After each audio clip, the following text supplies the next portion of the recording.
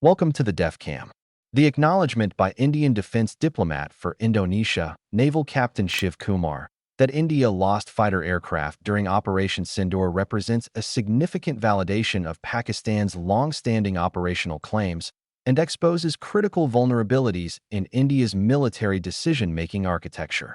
Speaking at a June 10, 2025 seminar in Jakarta, Captain Kumar conceded that political constraints prohibiting strikes on Pakistani military installations directly caused Indian Air Force losses during the May 7th engagements.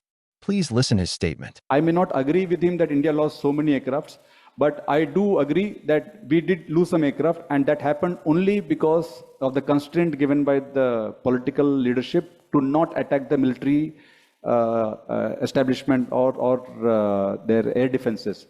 This statement provides technical and doctrinal confirmation of Pakistan's initial assessment that 6 Indian jets were neutralized, including 3 Rafales, 1 MiG-29, and 2 Sukhoi 30 MKIs. This admission, following weeks of official Indian denials, validates Pakistan's battlefield reports and demonstrates how India's politically imposed restrictions created exploitable gaps in their combat effectiveness.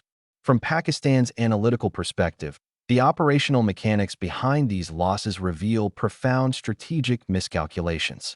India's prohibition against targeting Pakistani air defense systems, including HQ-9 SAM batteries and Karakoram Eagle AWACS networks, allowed Pakistan to maintain uninterrupted radar coverage and command and control integrity. This enabled continuous tracking of Indian strike packages through the fusion of Chinese-origin YLC-8E ground radars, Turkish Aselsan electronic warfare systems, and airborne early warning platforms.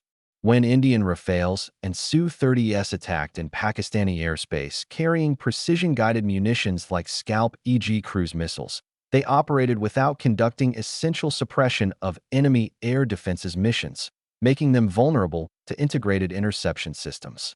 Pakistan's J-10C fighters, armed with PL-15 beyond visual range missiles, engaged these aircraft from standoff distances, exploiting India's inability to neutralize Pakistan's sensor grid.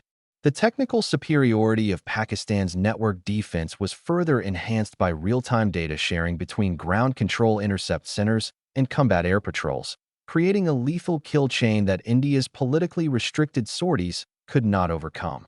The sequential nature of India's admissions, from vague acknowledgments by Chief of Defense Staff General Anil Chauhan to Captain Kumar's explicit confirmation, illustrates a pattern of reluctant truth-telling under mounting evidence. Initially, India's Air Marshal A.K. Bharti merely referenced unspecified combat losses during a May 11th briefing, dismissing Pakistan's claims as unverified and politically motivated.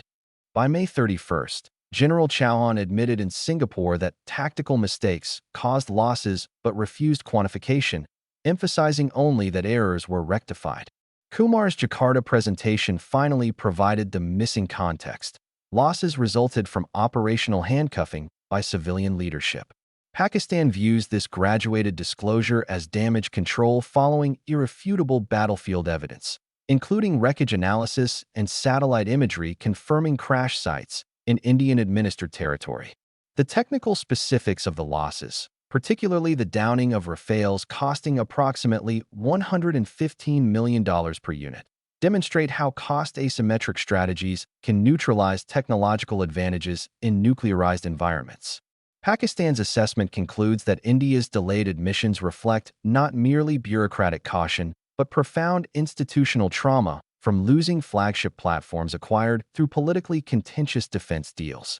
Future Pakistani contingency planning will likely emphasize deeper strikes against command nodes to amplify this paralysis between India's political and military echelons during crises.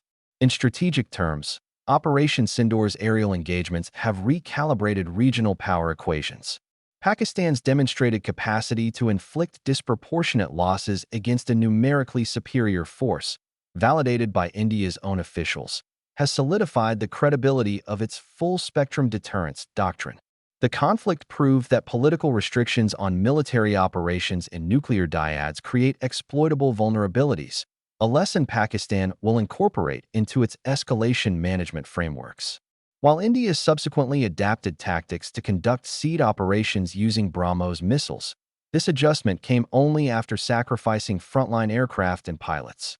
Pakistan's military research and development apparatus will now prioritize enhancing sensor fusion for low observable detection, expanding drone swarm capabilities for saturation attacks, and developing next-generation electronic warfare systems to maintain this hard-won advantage.